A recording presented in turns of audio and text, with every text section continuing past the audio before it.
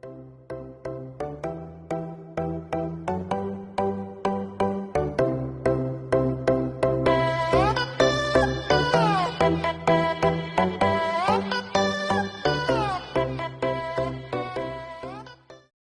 everybody, welcome back to the channel. Of course, this is Life with Nessa and I am Nessa. Alright, so today, as the thumbnail said, we're going to do a little bit of a story time, and this story time is something, let me just tell you in advance what I wanted to get from it. I want somebody who might be in a similar situation to know that if you're there and you're wondering and you're guessing, that you need to get it together, and if you're thinking about it, don't. Alright, so this is about I can't see if now watching because I told her not to come in here. And we're going to keep it censored really because she does watch the channel outside of us videoing together or making videos together. She'll sit down and she'll watch it. I don't, but she will. And you know, if she comes up on this video, I don't want it to be something that is like yeah. So as the thumbnail says, that listen, I found myself in a position that I never want to find myself in again, and a position that was really painful to be in and hard to get out of. And I'll tell you why it was painful to be in and why it was hard to get out of. Alright, so we're going back a little bit. So there's this relationship that I was in, right? And the relationship was not being what it needed to be. I knew that. I felt it with my entire being. I saw the signs, but I kept wanting to give the person the benefit of the doubt. There were, let's back it up. It's a story, right? So back it up. So saw this person, you would interact with the person, but it wasn't like anything friendly, or it was just like, hey, hi, whatever. I knew the person wanted to talk to me. I knew the person wanted to kind of to get closer than that, but I was never for that. Why? It was just not something that I wanted to do, because there were factors that I was just like, no. Anyways, fast forward to I'm having an event, which, as me telling you, some of the times I would do like cooking events. So I was having a cookout and I wanted the support. So I reached out to the person, not on their private phone, but on their work phone. Reached out to the person, a couple others. The phone was transferred to him, and he was like, hey, yeah, man, I'll support another. Here's my number, send me the flyer, I'll post it. No, in my head, cool, popular person, maybe can get an additional set of traction, and maybe I'll get a better support, so why not? Took the number, sent the flyer, and you know, it started off just innocent. Sent the flyer, hey, and he's like, hey, I don't necessarily know where it is, can you like give me some directions, did that, and there until, you know, he'd say, hey, how are you, whatever, I'd say, hey, whatever. But over time, you know, you're talking to a person over time, I thought in my head I was guarding myself, I was guarding my heart, but I really wasn't, and we're going to find out why.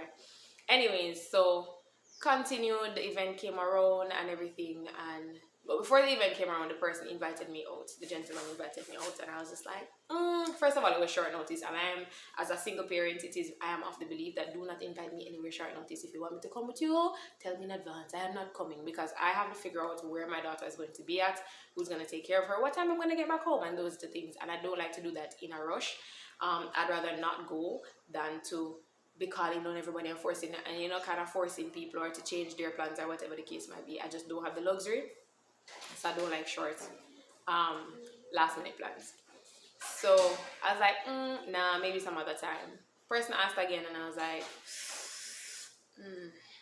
anyways, ended up going, closed the door, ended up going,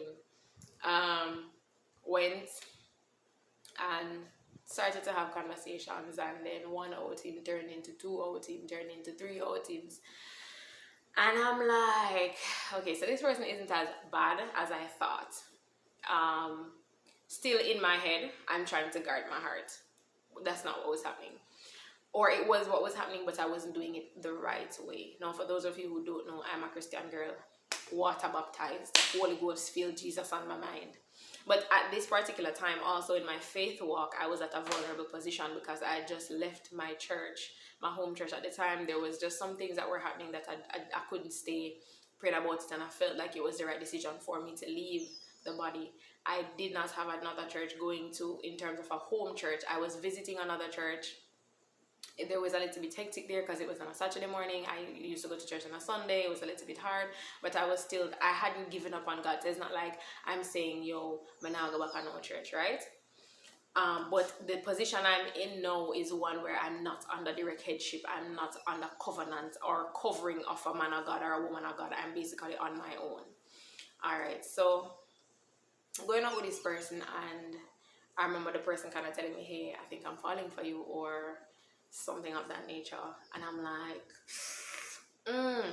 what is your position with God? Person gave me a half story, which was, oh, they're not a Christian, but they do go to church. They are contemplating getting baptized, and it's something that they really think they're going to get done, but they're just kind of figuring some stuff out before they do that. And I remember even saying in that moment, like, listen, I don't want to date, because I dated people who were unsaved before. It never ended well.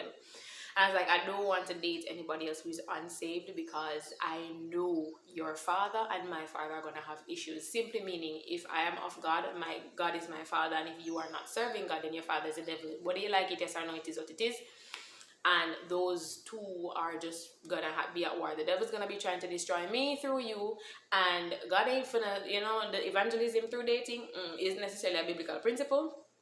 God's gonna fight for me, right? As long as I allow him to, he's gonna fight for me. So we may not find peace. Anyways, continued on, and this person seemed genuine. This person seemed as though they were really interested in starting something long lasting. And as I said, the place I was in a state of vulnerability. I'm not excusing my decisions, but I'm telling you like how it came about. All right, nevertheless, things started to progress into basically a relationship. Cool. And then I was like, a person as nice as yourself, why are you single? The person gave me a story. They weren't necessarily single, they were in a relationship, but some story about the girlfriend at the time having migrated, and they had decided that whoever found somebody first that they thought was worthy of pursuing something with, they could just talk about it and then they'd break up. But it was really just like a placeholder relationship, because the person migrated and they had no intentions of coming back home. In my head, I was like, all right, cool. I remember asking questions like, give me a timeline on this baptism thing, give me a timeline, what's holding you back, stuff like that, because I thought I was doing my due diligence. Nevertheless, things got out of hand, and things got out of hand quickly. When I say that, it means now I'm walking in, and I'm trying to be as censored as possible again, because Nala will come and watch these videos. Things are going in the direction of not walking according to the biblical principles of dating, of marriage, of relationships, whatever. First of all, the Bible says, be not unequally yoked with unbelievers, all right? Now, to be honest, I don't know if this person was really genuinely not baptized, and I'll tell you why. There was a situation where he said he was going to go to church that day, and I said, hey, I'm going to come to church. He didn't respond to me, or I think he responded LOL, right? But not hey, yes, no anything. So I was like, I'm going to go. Went to church, saw him taking communion that day, which was a little bit iffy for me because of what we were involved in the prior night. As I said, we're walking away from God right here. We're not doing what God said we must do. And I was like, to the point where Nala was at church with me, and she was like, Mom, aren't you going to take that? Because this is something she would see me do when we were going to my church, my home church. And I was like, no. Nevertheless, so that in my head was just like, is he saved? Is he not saved? Y'all just in people's churches taking communion? Because is this your home church? What's happening here? But there were a lot of unanswered questions throughout this entire relationship. And that for me was red flag number one. And there were other red flags that came up along the time of this relationship. And to be honest, it's going in a direction that I don't want it to go, but it's like I'm so caught up in this, and everything's going well. I'm being taken care of financially, going out, there are lunch dates there, because we worked in a close proximity to each other in Mandeville, and so he'd be like, hey, do you have plans for lunch? And no, and this was in 2022 coming into 2023. No, 2021, right? End of 2021, going into 2022, right? Hey, you have lunch plans? And I'm like, nah. All right, let me take you out for lunch. And we'll be going to restaurants. We'll be having, a good time. Let's go out for dinner. Let's go on an outing. Let's have a random picnic. Let's do this. Let's do that. And so I'm almost being overwhelmed with what I considered at the time to be good treatment. And I say, all right. And yeah, but this is happening, and I'm like, I'm praying, I'm seeking godly counsel, because I have a mentor of mine, somebody that holds dear to my heart. I don't know if he watches my videos, but if you do, big up yourself, you know who you are. And I remember talking to him about it, and he was like, I know this person, I've had experience with this person. This person is not the person. I'm not telling you what to do, but I don't think where you are now, this is where you need to be going. And I don't think this person is the person for you. I think you guys are from two different worlds. He has a history of being not the most faithful in his relationships, and I'm being nice, and I don't want something like that to happen to you. I don't think you're in a strong place right now, so don't pursue it. But by the time I was seeking godly counsel, I was far gone.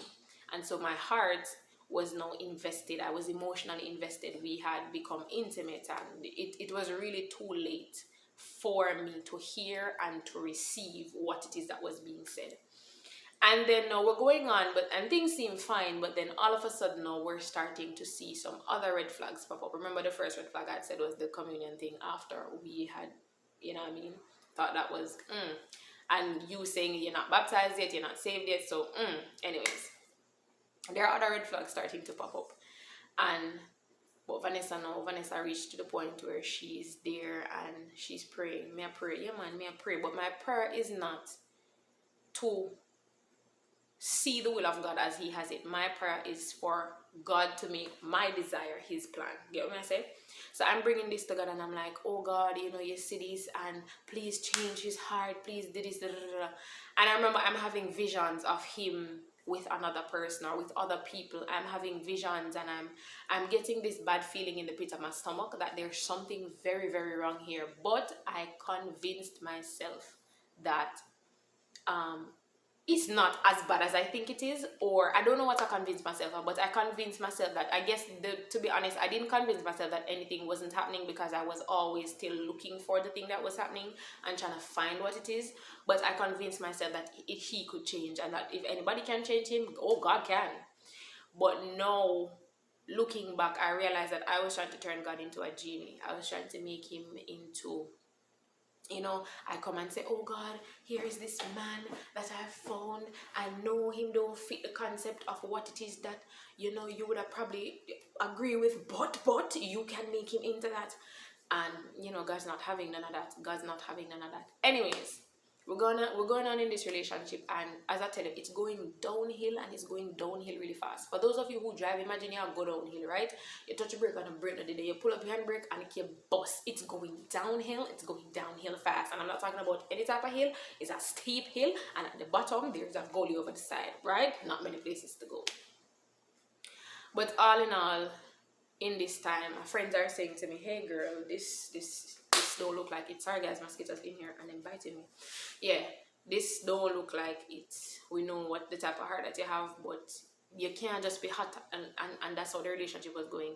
We're hot 1 minute in and everything is going fine, and he's coming to my church and he's doing the things that I'm asking of him, and then we're cold. I'm not hearing from him for days, and we're in arguments for no reason at all, and I'm not getting any viable explanation as to why things are going the way things are going. And he's making like one thing, oh, please don't post me on your status, please don't post me on your social media, we don't have each. I think he blocks me on Instagram, to be honest. He blocked me on Instagram. I found him on Facebook, but he never did accept the friend request. And then there are other little things going on, and then there was this one young lady who popped up at some point or another in the relationship, and I noticed the way they were carrying on with each other, and I got concerned. Asked for an explanation. What is the position here? And I was fed a story. And to be honest, looking back, I think I would have believed it again, because I didn't know anything else. And the basis that I thought the relationship was on, because one of the initial conversations we had was, hey, let's just be open and honest at all times. What I expressed, what my desires were, I expressed what it is that I'd been through, and that I wasn't trying to go through that again. And if he knew, I gave him the option, if you knew that this is not what you're about, please go, don't, let's not do that. And I was reassured that was not the case. And so when I felt insecure about the relationship with this young lady, my first thought was not to go dig and to find and to ask other people around, which I could have done. And looking back, I don't know why I didn't. It was to go to him first and to say, hey, what's up? Now again, all the while I'm talking to God, and I I feel convicted about this, and it's not a good conviction to say, yeah, I'm doing the right thing. It's a bad conviction, you are going down the wrong path. But in my head, again, God can fix it. God can change him. God can do all things, right? Turning God into a genie. And it came to a point where even in intimacy, it became like, I'm not enjoying this anymore. Whenever we would be, I would cry. I would try to avoid it as best as I could. There were days when, yes, I was weak and I would give in and whatever, but then I would always feel so dirty and so guilty afterwards, and I'm crying. And I remember one night I cried so hard, and he was like, what's wrong? And he asked me, he said I should come back to the to where he was, and I said I can't come back because I just needed to be away. And I cried. Him drop asleep, out cool, and I'm crying out to God. And my cry out to God is, God, save me, remove me from this. But God had given me a set of instructions which were to leave. This is not where you were supposed to be. This is not what I've called you to. Leave. And I sat there in disobedience, almost daring God to make me. Because I know you can fix it. Why don't you? Instead of telling me to leave it, fix it, is the attitude that I had. And outside of, yes, there was manipulation. There was heavy manipulation on his part. He would tell me things that weren't true. He would always play the victim whenever there was a problem. And trust me, I got sign after sign after sign after sign after sign after sign after sign that this young man was not genuine about me and not genuine about what was happening here. But in my head, if anybody can fix it, God can. Fast forward to the latter part of the relationship, we're having problems again. I mean, problematic. As I said, downhill, no break, it's just a go on. We're having issues, and to the point now where he says, hey, okay, I'm ready. He told me, we had a little break, a breakup. I think it was for like a month or maybe more. And I'm in my time, in that time away, like I'm saying to God, okay, I can live without him. But he's still calling. Hey, have you eaten? Hey, are you okay? And I'm like, why are you calling me? And he's like, we're not enemies. We broke up, but I still care for you. Why can't I check on you? Why can't I know how you are? You get caught up in your work and not eat and whatever.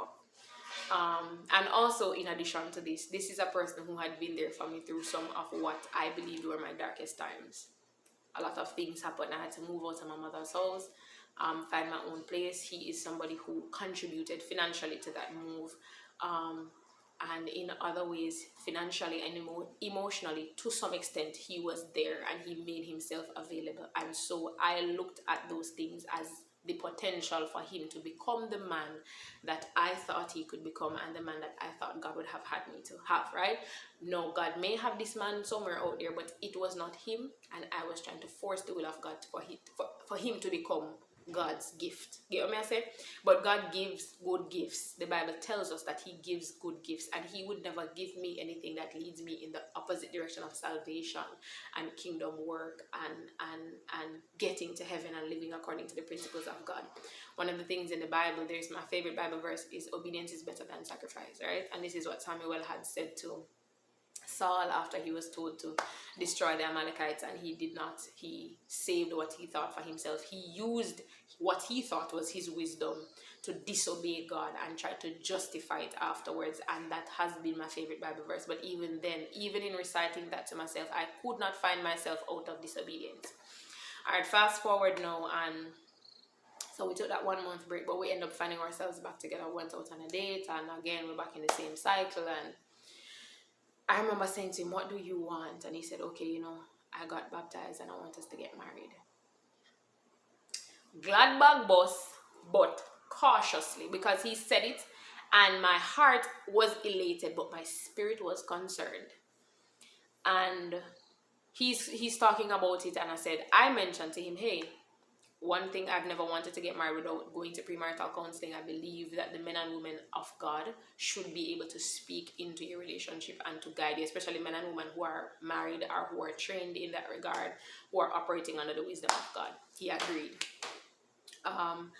But then we had this fight, and this fight now is just before me finding out what really was happening. We had this fight, and he's saying to me, he always used to take the victim side whenever there was anything, and I was always the one who was overreacting, and I was always the one who was insecure, and I was always the one who was this, that. It was nothing elevating, nothing edifying to me, but I stayed against God's counsel. I sought God's counsel every day. Every day me I pray about it. So one of the time I genuinely, as I'm about to call his name in prayer, I felt like the Holy Spirit rebuked me and said, stop it. Pray for yourself and your child. Stop it. And I remember laying in the bed and I'm taking a back because I'm like, what? What? Like, why would God tell me not to pray for him? Or why would, and it's not so much about praying for him, it's praying for him, wanting God to make him into what he's not. All right. So we had this fight, and the Wednesday he's talking to me and he's saying, oh, I tell you, let's get married. And I said, let's go to counseling. I'm trying to be what you need. I'm trying to fix it, but it's hard, and you may not see it, but I am trying, and whatever. I remember that being the last voice note that I got. I left the voice note. I listened to the voice note and I left it because I was upset. That was a Wednesday night. The Thursday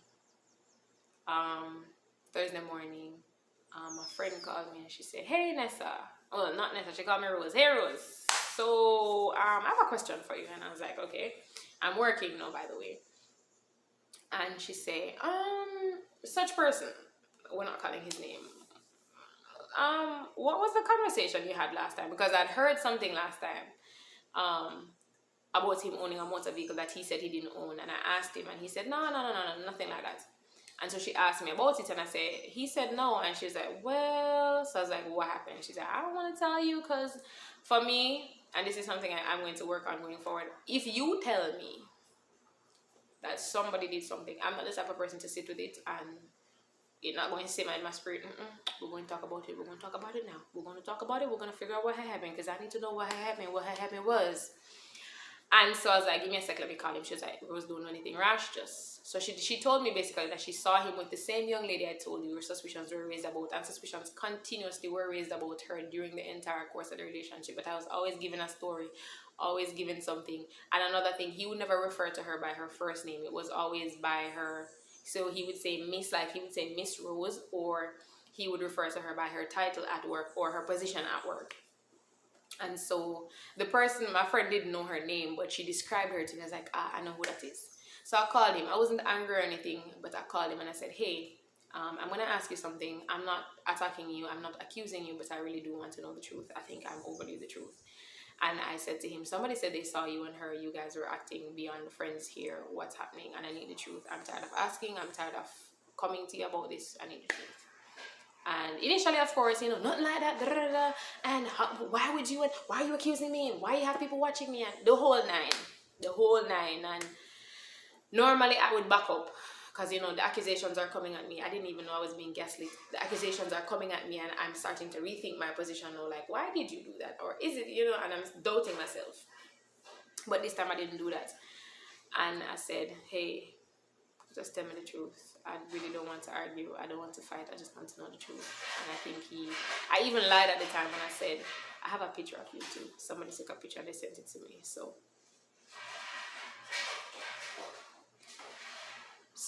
just don't lie to me. Just tell me the truth. And I think hearing that, he said, okay, I can't talk to you no more. When I get home, I'll talk to you. Fine. By this time, I was prepared to hear something. But not what I heard. Not what I heard. Not in the least. I'm there now and I'm preparing myself for, he's been cheating on me with this girl or whatever the case might be, or, I'm waiting on that. And initially, that's exactly what I was told. She was his friend, but he was depressed, and then it kind of escalated, and it's been going on for a while, but, stories. No, I took it initially. I was hurt because why? And to be honest, my intention was to just walk away from the whole scenario. But I ended up finding out the young lady's name and talking to her. And in talking to her, he got upset and he's like, why are you doing that? Why are you doing that? And now he came clean and said, hey, I've been dating this girl for years and now you're trying to mash up my life. And then he's upset. He's angry with me. And I'm taken aback now because... What? Now I can laugh now, but... What? And guys, You remember the car that going downhill over the gully, drop into depression. And I remember being so sad. I say sad, I can't eat, I can't sleep, my heart a race out of my chest. Me not talk to nobody. And me as a girl, me talk enough. If you watch this video long, me talk enough. Me not talk to nobody, me can't talk. One of the time Nala asked me, Mommy, are you possessed? Are you okay? You don't look like yourself. And though I was grateful to now have the truth, what I believed was truth and what I was now faced with were two very different things. Like, I was prepared to hear that him cheating or whatever, I can walk away. But to hear no, that this was a whole other, like, our relationship wasn't even real, because this is the person he loves and this is the person he wants to be with. And I say love in quotation because we know that genuine love doesn't do stuff like that and wants to be with, and I am ruining that.